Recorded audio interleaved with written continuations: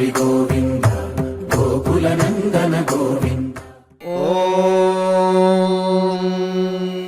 शतमानं भवति शतायुः पुरुषः शतेन्द्रिय आयुष्येवेन्द्रिये प्रतिष्ठति।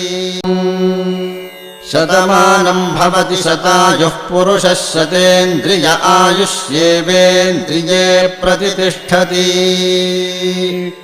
शतमानं भवति शतमानकं शतमानं भवति शतायुः शतायुर्भवति शतमानकं शतमानं भवति शतायुः शतमानमिति शतमानं भवति शतायुः शतायुर्भवति भवति शतायुः पुरुषः पुरुषः शतायुर्भवति शतायुः पुरुषः शतायुः पुरुषः पुरुषः शतायुः शतायुः पुरुषः शतेन्द्रियः शतेन्द्रियः पुरुषः शतायुः शतायुः पुरुषः शतेन्द्रियः शतायुरिति शतायुः पुरुषः शतेन्द्रियः शतेन्द्रियः पुरुषः पुरुषः शतेन्द्रिय आयुष्यायुषि शतेन्द्रियः पुरुषः पुरुषः शतेन्द्रिय आयुषि शतेन्द्रिय आयुष्यायुषि शतेन्द्रियः शतेन्द्रिय आयुष्येवैवायुषि शतेन्द्रियः शतेन्द्रिय आयुष्येव शतेन्द्रिय इति शत